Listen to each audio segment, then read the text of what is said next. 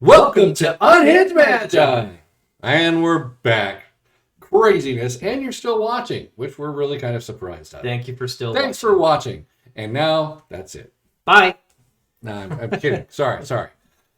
All right, what are we talking about today, Mr. Edwin? We are talking about a follow-up to Rudy's video. So Rudy just put out a video and saying like your feelings don't care, and he's frustrated with all the... Don't care. Well, your feelings don't matter. Yeah, you shouldn't care so much. Your feelings don't matter.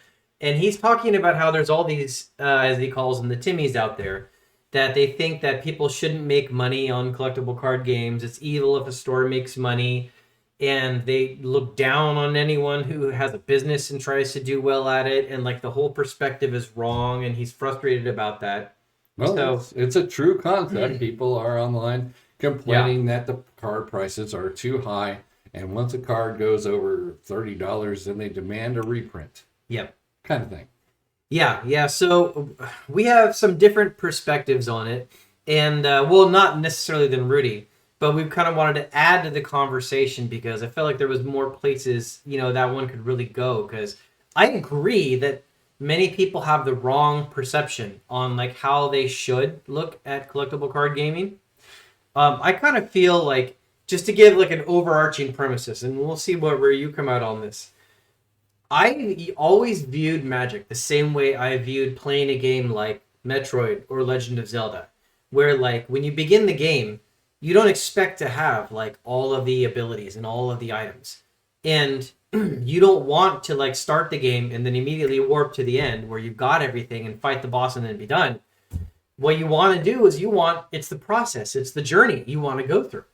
And when I see someone else playing like a really cool deck that has cool mechanics and cool cards, I don't get angry and feel like I should own that deck too.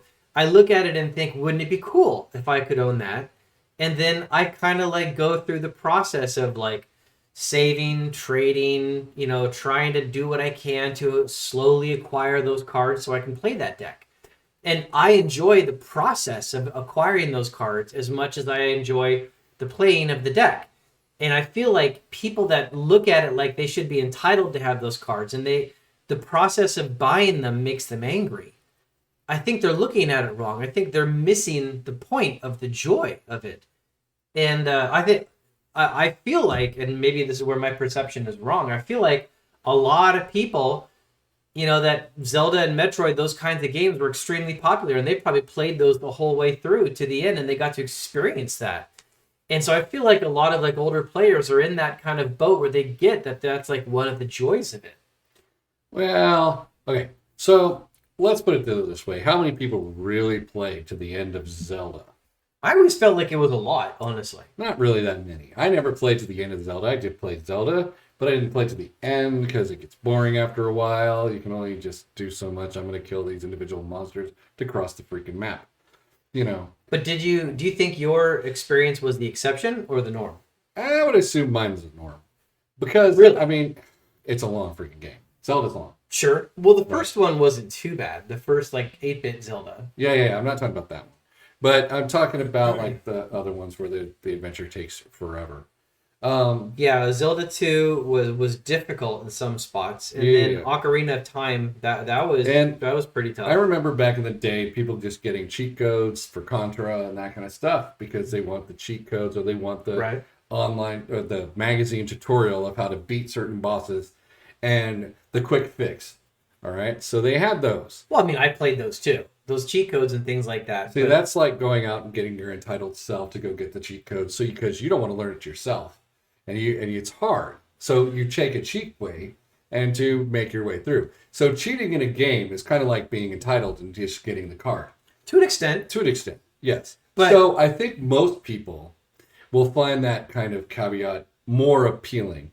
Now, do I value that as I do sometimes value the trade ability? I like trading my way to get a particular card because then I don't actually have to expend the money and I feel like I've done something. When I buy something, I just acquired it. It's so much easier to buy something than it is to trade into it. So I don't feel accomplished. But if I trade for it, then I kind of feel accomplished. Well, if the money was easy to come by, then yeah, the feeling of accomplishment isn't there. But when I was in college, I had to like I sold guitars, I sold RC cars, I did odd jobs. I did what I could to make the money to buy my first Power Well, to 9 get set. when you were Dual selling your guitars, Yeah. did you have them already purchased with Oh, a yeah. plan to resell? No. Okay, so that's not the same thing. You didn't plan to resell. That's sacrificing one thing for another. Well, but that's what I'm saying. Like, in order, if the money to buy the cards was hard earned, then it felt like an accomplishment because, like, I really had to sacrifice for the cards, and I did. That's what I did. Yeah, that's sacrificing for a card. Yeah. So, but I believe in the power of actually generating your own financial stability, and you, I know you do too. Yeah, yeah. So that isn't even an argument. Yeah. But when I see people online saying that they want cards to be cheaper because they want cards to just be cheaper, it's not a real thing. I don't view these people as saying, oh, I want this to be $1 card because so I can just have it and you guys can take the loss or fall in the sort of gambling. I don't feel like these people would truly understand how a business works. They're the people that I view as I want to do the bare minimum and get the maximum of everything. And so that's not really how things work. In physics, you can't sacrifice one thing you have to sacrifice something to get something. Well, that sounds actually like agreeing with what I was saying. I am agreeing with you. Yeah, because like But you don't have that sense of accomplishment if you didn't have to work to get it. Correct. And there was also a sense of like I had a belief, like even back in college, that I didn't worry so much about spending big money on these cards because I always felt like they were going to have some kind of value. But I'm telling you right now that the society that we currently have is more basically cheat codes. Right? Yeah. So they're more ingrained to, I want it now, and I don't give a crap about anybody else. But once I have it, I want it to go up. Right? So they basically lie to themselves. Yeah. And pretend otherwise. Right? Well, then, but when someone asks them online, like, do you want your cards to go up?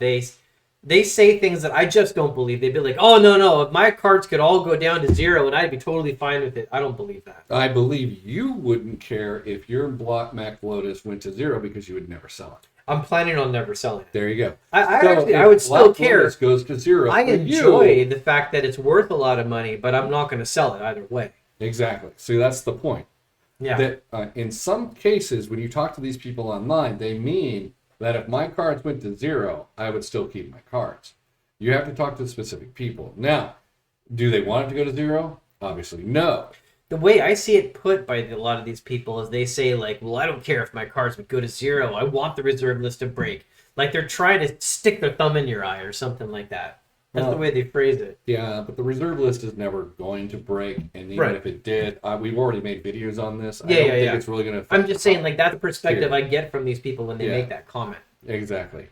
So the thing that we need to keep in mind is that when people are actually conversating in this fashion, either A, they're talking because they're stupid. And that's kind of the thing that I get some of the time when they say they want something that is valuable to be as cheap as hell. And they don't understand how supply and demand works. Mm-hmm. They don't understand how even transacting a single box, like they want the box for free from an LGS, and don't understand that LGS has to keep the lights on and pay their employees. They don't understand that they get it for a wholesale value, they sell it for an X cost, but they can't get it for wholesale. Why can't I get it for wholesale from the LGS? It's an even exchange at that point, right? Because the LGS has to be in business. Yeah. They don't understand that they actually have to pay themselves, plus the employees, plus pay the electric bill, plus pay the actual building costs for property value, or if they're leasing. Well, I want to go back to that point you were talking about a little bit, where you were saying and people even back then used to want to do cheat codes for like Contra and such like that. They do, and so that's our society as a whole. It's been growing, but there's for quite some time. But I feel like there was less of that in our generation when we were like younger, college, teenage.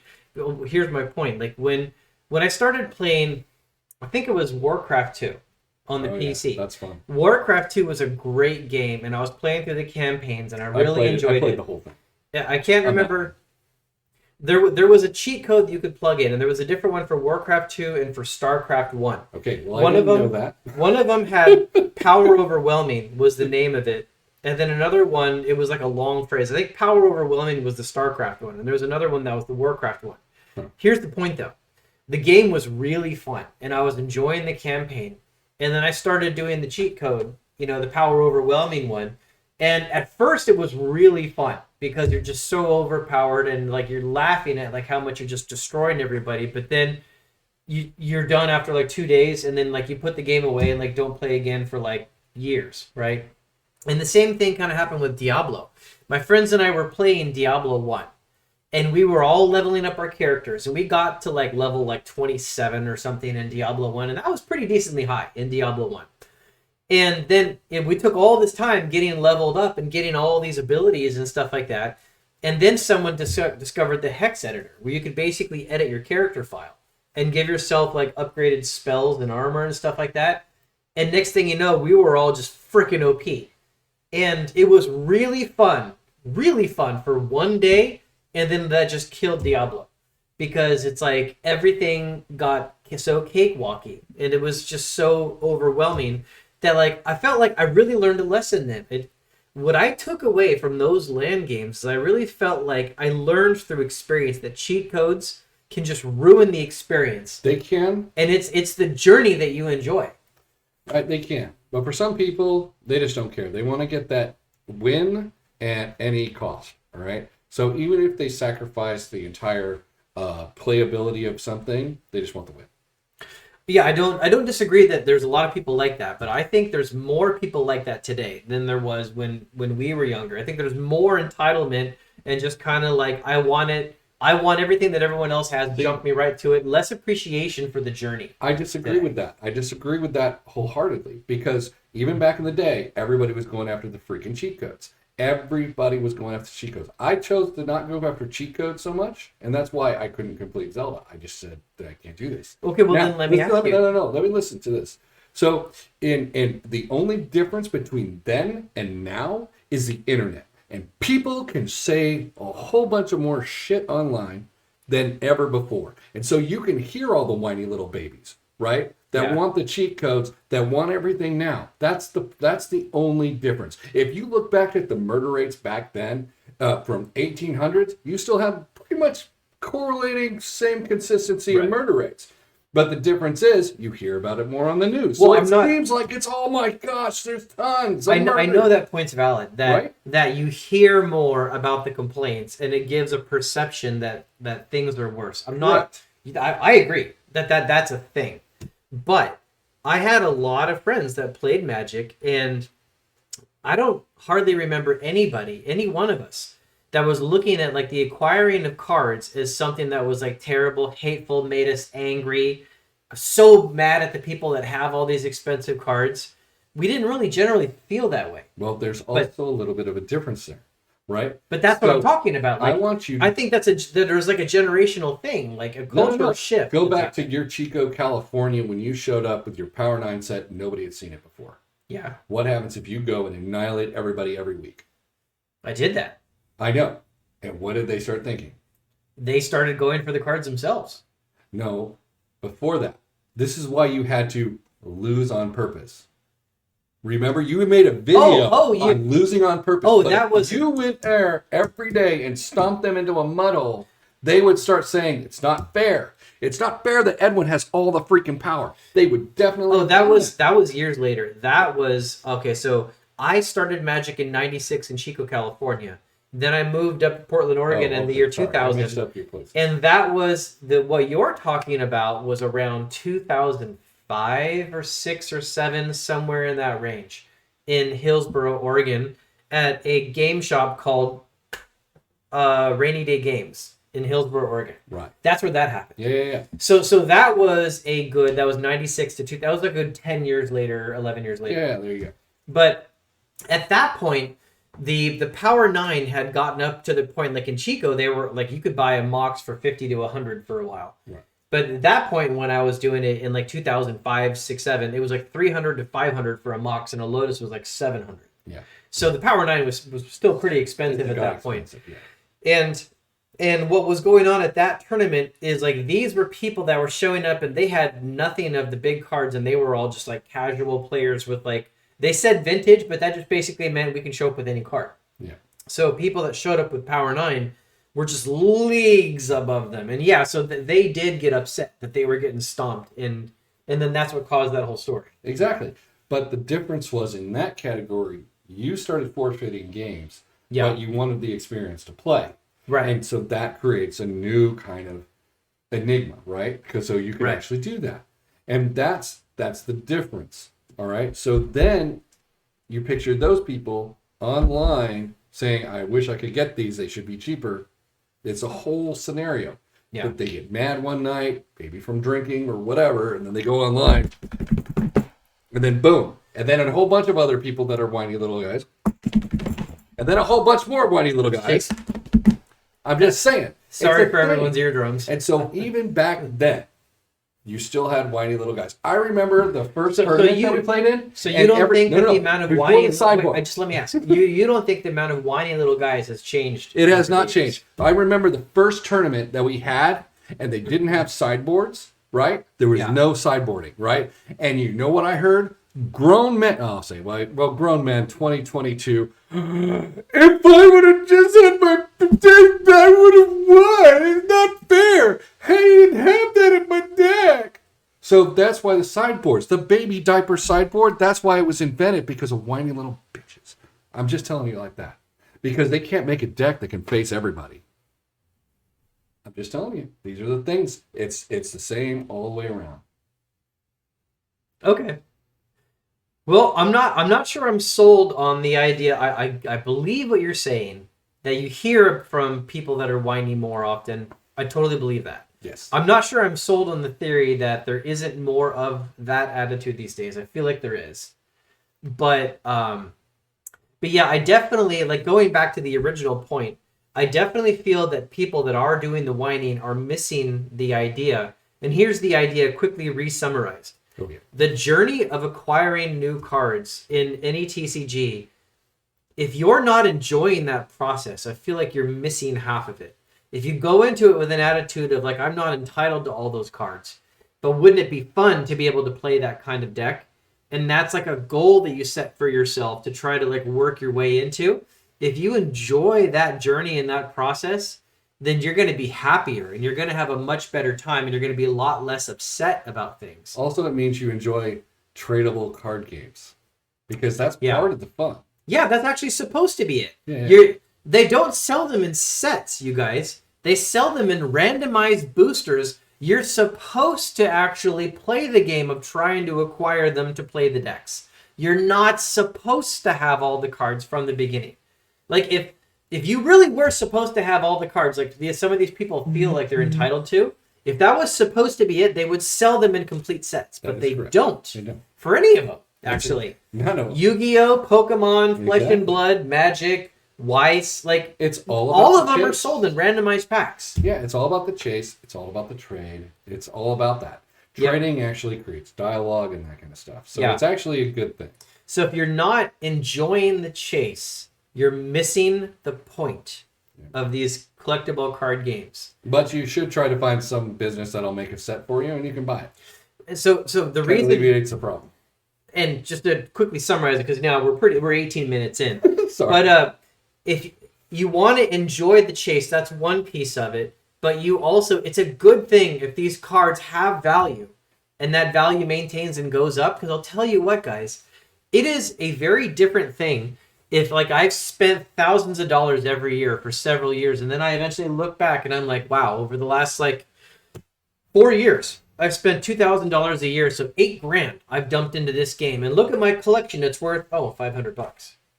Because at every point, like, you spend money, like, you bought it at the top, and then it rotates out, and then they all drop, and then your collection isn't worth junk. So did you have fun? Yes, you were entertained, but now you got no value.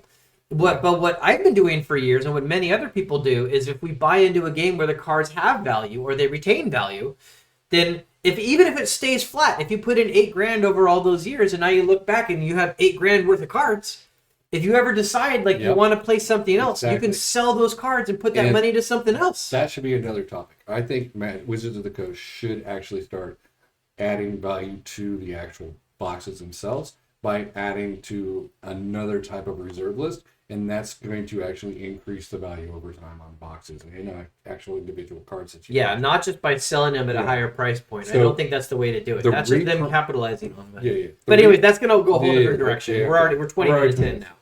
All right. I hope you guys enjoyed this. I hope it was fun. Please hit the like button, subscribe, make a comment. I want to hear your comments, guys. Yep. I want to hear your comments. All right. Talk to y'all again real soon.